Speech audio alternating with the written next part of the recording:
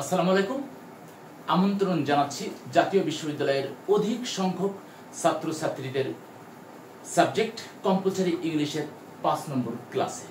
৫ নম্বর ক্লাসে আপনাদের সবাইকে স্বাগতম, শুভেচ্ছা। বন্ধুরা, দেখি আমাদের ৫ নম্বর ক্লাসে কি আছে।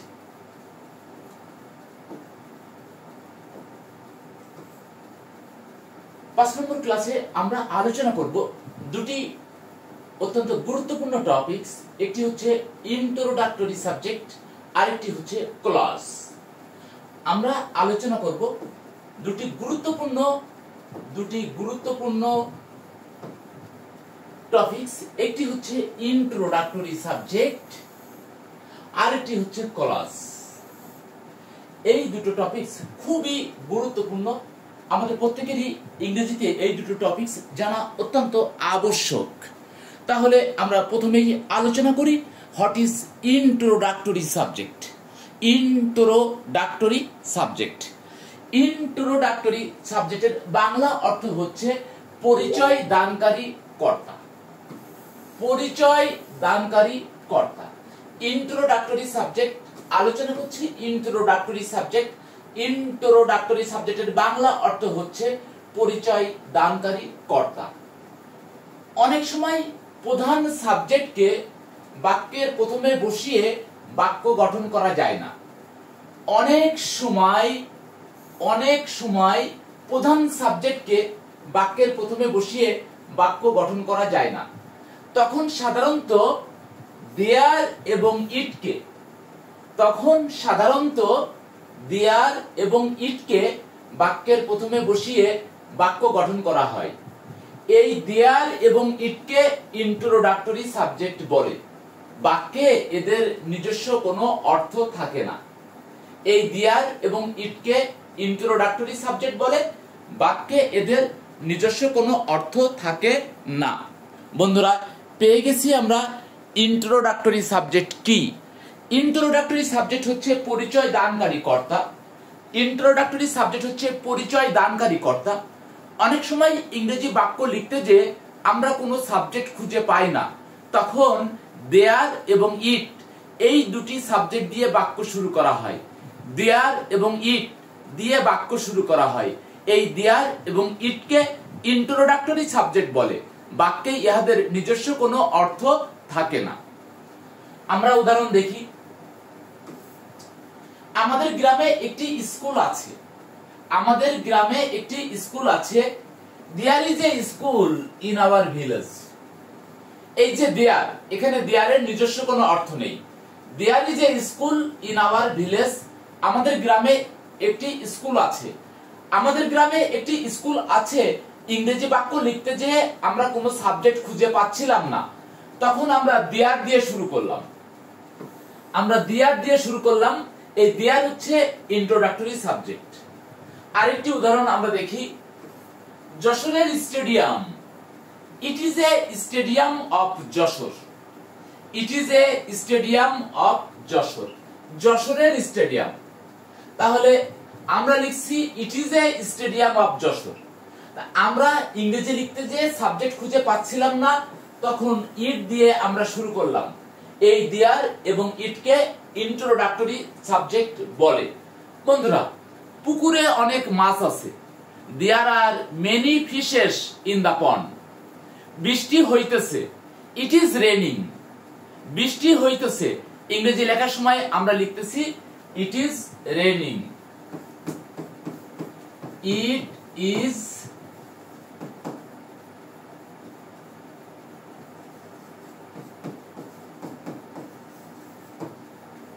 বৃষ্টি হইতেছে। তা আমরা লিখতেছি বৃষ্টি হইতেছে। কোনো সাবজেক্ট খুঁজে পাচ্ছি না, আমরা ইট দিয়ে বাক্য শুরু করছি। আমরা বলছি পুকুরে অনেক মাছ আছে। There are many fishes in the pond. আমরা বলছি ঢাকার মাঠ। It is a field of Dhaka. আমরা বলছি যশোরের stadium. It is a stadium of Jessore.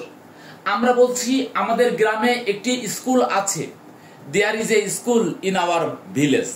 অর্থাৎ অনেক সময় ইংরেজি বাক্য লিখতে যে আমরা কোনো সাবজেক্ট খুঁজে পাই না, তখন দেয়ার এবং ইট দ্বারা বাক্য শুরু করা হয়। এই দেয়ার এবং ইটকে ইন্ট্রোডাক্টরি সাবজেক্ট বলে। বাক্যে ইহাদের নিজস্ব কোনো অর্থ থাকে না। আমরা লক্ষ্য করছি there is a school in our village, দেয়ারের নিজস্ব কোনো অর্থ নেই। It is a stadium of Jessore, যশোরের স্টেডিয়াম, ইটের কোনো নিজস্ব অর্থ নেই। এরপরে আমরা একটা নোট লক্ষ্য করছি, দেয়ারের নিজস্ব অর্থ থাকলে দেয়ারকে অ্যাডভার্ব বলে, ইটের নিজস্ব অর্থ থাকলে ইটকে প্রোনাউন বলে। দেয়ারের যদি নিজস্ব অর্থ থাকে তখন দেয়ারকে বলা হবে অ্যাডভার্ব, আর ইটের যদি নিজস্ব অর্থ থাকে তখন আমরা ইটকে বলবো প্রোনাউন। বন্ধুরা, আলোচনা করলাম ইন্ট্রোডাক্টরি সাবজেক্ট। নেক্সট আমরা আলোচনা করব ইংরেজি গ্রামারের অত্যন্ত গুরুত্বপূর্ণ একটি টপিক, সেটি হচ্ছে ক্লজ। এই clause is very vital for learning English. ইংরেজি শেখার ক্ষেত্রে ক্লজ খুবই গুরুত্বপূর্ণ, খুবই আবশ্যক, এটি জানা অত্যাবশ্যক। আমরা আলোচনা করব অত্যন্ত গুরুত্বপূর্ণ একটি টপিক, ক্লজ। ক্লজ শব্দের বাংলা অর্থ হচ্ছে বাক্যাংশ। ক্লজের বাংলা অর্থ হচ্ছে বাক্যাংশ। ক্লজ হচ্ছে বাক্যের এমন একটি অংশ যার মধ্যে মূল ভার্ব থাকে।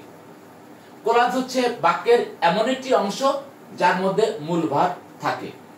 সংক্ষেপে আমরা ক্লজের সংজ্ঞা পেয়ে গেছি। ক্লজ কি? ক্লজ হচ্ছে বাক্যের একটি অংশ, বাক্য না কিন্তু বন্ধুরা। ক্লজ মানে কিন্তু বাক্য না, ক্লজ হচ্ছে বাক্যের একটি অংশ যার মধ্যে মূল ভার্ব থাকে। অর্থাৎ clause is a part of a sentence. ক্লজ হচ্ছে একটি বাক্যের অংশ। হোয়ার, যেখানে উই নোটিস আমরা লক্ষ্য করি a finite verb, where we notice a principal verb. Clause হচ্ছে বাক্যের একটি অংশ যার মধ্যে একটি মূল ভার্ব থাকে। তাহলে ক্লজের শর্ত দুইটি, ক্লজ বাক্যের অংশ হতে হবে, বাক্য না।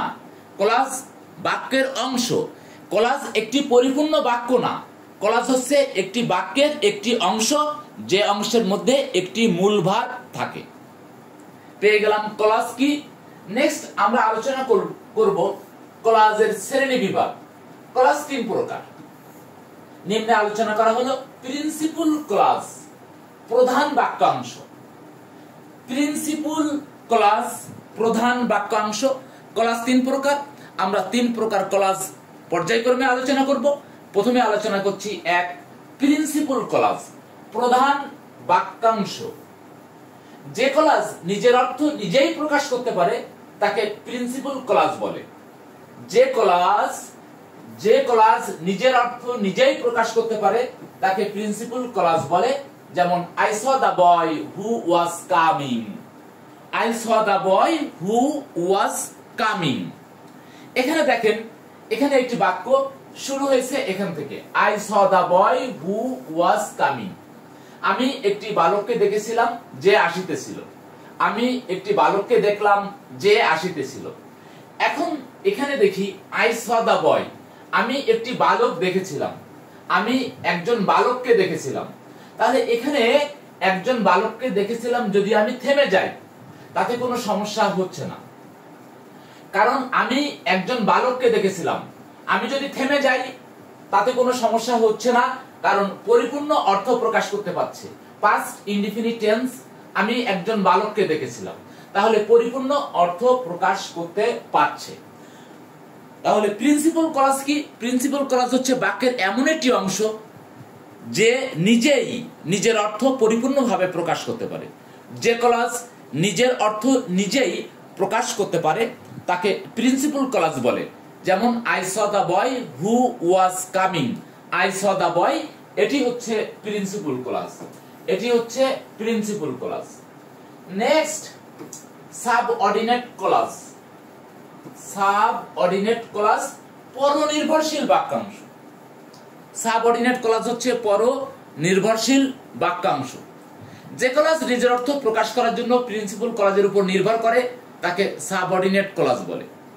যে ক্লজ নিজের অর্থ প্রকাশ করার জন্য প্রিন্সিপাল ক্লজের উপর নির্ভর করে তাকে সাবঅর্ডিনেট ক্লজ বলে। পরনির্ভরশীল বাক্যাংশ, তাহলে সাবঅর্ডিনেট ক্লজের বাংলা অর্থ হচ্ছে পরনির্ভরশীল বাক্যাংশ। যে ক্লজ নিজের অর্থ প্রকাশ করার জন্য প্রিন্সিপাল ক্লজের উপর নির্ভর করে তাকে সাবঅর্ডিনেট ক্লজ বলে। যেমন আই স এ বার্ড, আমি একটা পাখি দেখেছিলাম যা উড়িতেছিল। হুইচ ওয়াজ ফ্লাইং, যা উড়িতেছিল। আমি একটা পাখি দেখলাম যা উড়িতেছিল। এখন এই যে যা উড়িতেছিল এটি হচ্ছে সাবঅর্ডিনেট ক্লজ। বন্ধুরা, সাবঅর্ডিনেট ক্লজের শুরুতে একটি সাবঅর্ডিনেট কনজাংশন বসে।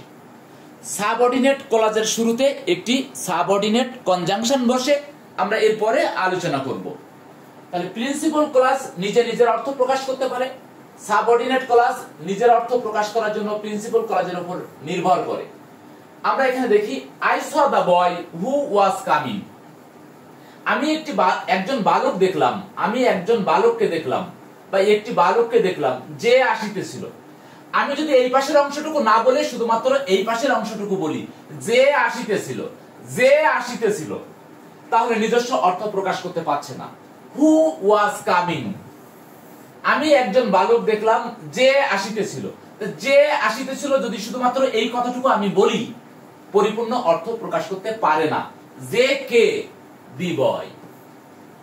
আমি একজন বালক দেখলাম যে আসিতেছিল, তা যেটা আমি যদি শুধুমাত্র বলি যে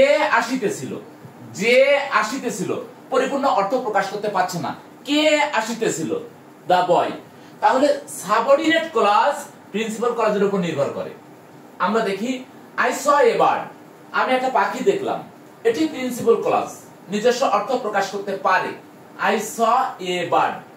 হুইচ ওয়াজ ফ্লাইং, যা উড়িতেছিল। এই পাশের অংশটুকু না বলে যদি শুধুমাত্র এই পাশের অংশটুকু আমরা বলি যা উড়িতেছিল, যা কি, তাহলে পাখি। তাহলে এই সাবঅর্ডিনেট ক্লজ নিজস্ব অর্থ প্রকাশ করতে পারে না।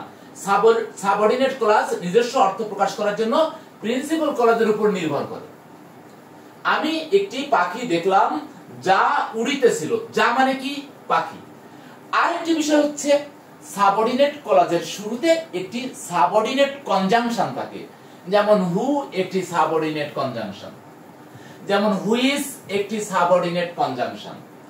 সাবঅর্ডিনেট ক্লজের শুরুতে একটি সাবঅর্ডিনেট কনজাংশন থাকে। প্রিয় বন্ধুরা, আমরা আলোচনা করছি অত্যন্ত গুরুত্বপূর্ণ টপিক ক্লজ নিয়ে।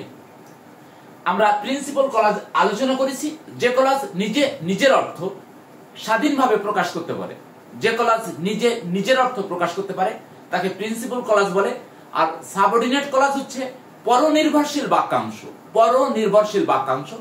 যে ক্লজ নিজের অর্থ প্রকাশ করার জন্য প্রিন্সিপাল ক্লজের উপর নির্ভর করে তাকে সাবঅর্ডিনেট ক্লজ বলে। সাবঅর্ডিনেট ক্লজের শুরুতে একটি সাবঅর্ডিনেট কনজাংশন থাকে।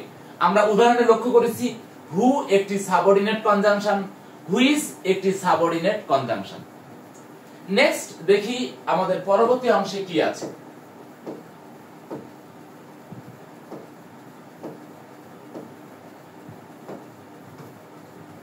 নেক্সট অংশে আমাদের আছে নোট একটি। আমরা দেখি সাবঅর্ডিনেট ক্লজের শুরুতে একটি সাবঅর্ডিনেট কনজাংশন থাকে। সাবঅর্ডিনেট ক্লজের শুরুতে একটি সাবঅর্ডিনেট কনজাংশন থাকে। নিম্নে সাবঅর্ডিনেট কনজাংশনের উদাহরণ দেওয়া হলো। Since, as, because, for, though, although, if, had, how, where, why, when, while, after, before, till, until, unless, so that, so dot dot that, which, who, whom, whose, as soon as, whether ইত্যাদি। নোটে পাইলাম আমরা কি পাইলাম? নোটে যে subordinate ক্লজের শুরুতে একটি সাবঅর্ডিনেট কনজাংশন থাকে। অনেকগুলো সাবঅর্ডিনেট কনজাংশনের উদাহরণ এখানে দেওয়া হয়েছে। সেগুলো হচ্ছে since, as, because, for, though, although, if, had, how, where, why, when, while, after, before, till, until, unless, so that, so dot dot that, which, who, whom, whose, as soon as, whether। তাহলে বন্ধুরা আমরা কি পাইলাম? আমরা পেয়ে গেলাম যে subordinate ক্লজের শুরুতে একটি সাবঅর্ডিনেট কনজাংশন বসে। ইংরেজিতে অনেকগুলো সাবঅর্ডিনেট কনজাংশন আছে, সেই সাবঅর্ডিনেট কনজাংশনের তালিকা আপনাদের সামনে উপস্থাপন করা হলো। নেক্সট অংশে আমরা দেখি আমাদের কি আছে।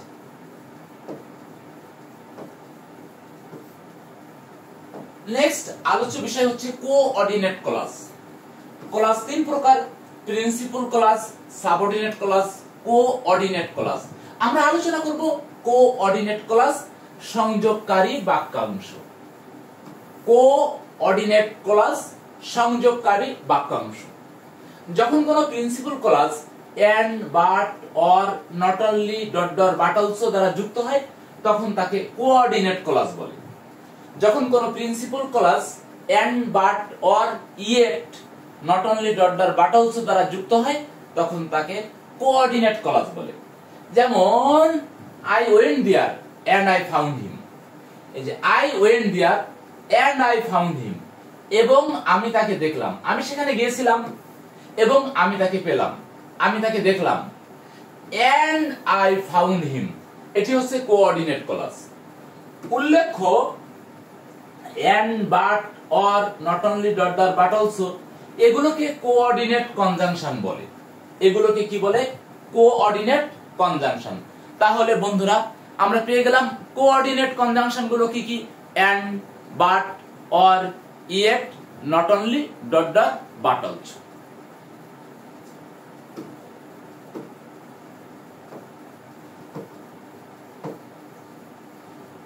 আমি আবার একটু রিপিট করছি। ক্লজ, ক্লজ হচ্ছে বাক্যের এমন একটি অংশ যার মধ্যে মূল ভার্ব থাকে। বন্ধুরা ক্লজ মানে কিন্তু পরিপূর্ণ বাক্য না, ক্লজ মানে একটা বাক্য তার একটা অংশ, যে অংশের মধ্যে একটি মূল ভার্ব থাকে। তাহলে ক্লজের শর্ত দুটি: ক্লজ বাক্যের অংশ হতে হবে এবং সেই অংশের মধ্যে একটি মূল ভার্ব থাকবে। ক্লজ তিন প্রকার: principal clause, subordinate clause, coordinate clause. Principal clause, যে ক্লজ নিজে নিজের অর্থ পরিপূর্ণভাবে প্রকাশ করতে পারে তাকে প্রিন্সিপাল ক্লজ বলে। আর সাবঅর্ডিনেট ক্লজ, সাবঅর্ডিনেট ক্লজ হচ্ছে পরনির্ভরশীল বাক্যাংশ, যে ক্লজ নিজের অর্থ প্রকাশ করার জন্য প্রিন্সিপাল ক্লজের উপর নির্ভর করে তাকে সাবঅর্ডিনেট ক্লজ বলে। সাবঅর্ডিনেট ক্লজের শুরুতে একটি সাবঅর্ডিনেট কনজাংশন থাকে, যেমন since, as, because, for, though, although, till, until, unless, after, before, who, whom, whose, which, that, so that, so dot dot that, as soon as ইত্যাদি। এরপরে আছে আমাদের কোঅর্ডিনেট ক্লজ, সংযোগকারী বাক্যাংশ। আমরা অনেক সময় দেখি যে প্রিন্সিপাল ক্লজগুলো and, but, or, yet, not only, dot dot but also দ্বারা যুক্ত হয়, তখন তাদেরকে কোঅর্ডিনেট ক্লজ বলে। কোঅর্ডিনেট ক্লজের শুরুতে একটি কোঅর্ডিনেট কনজাংশন থাকে, সাবঅর্ডিনেট ক্লজের শুরুতে একটি সাবঅর্ডিনেট কনজাংশন থাকে।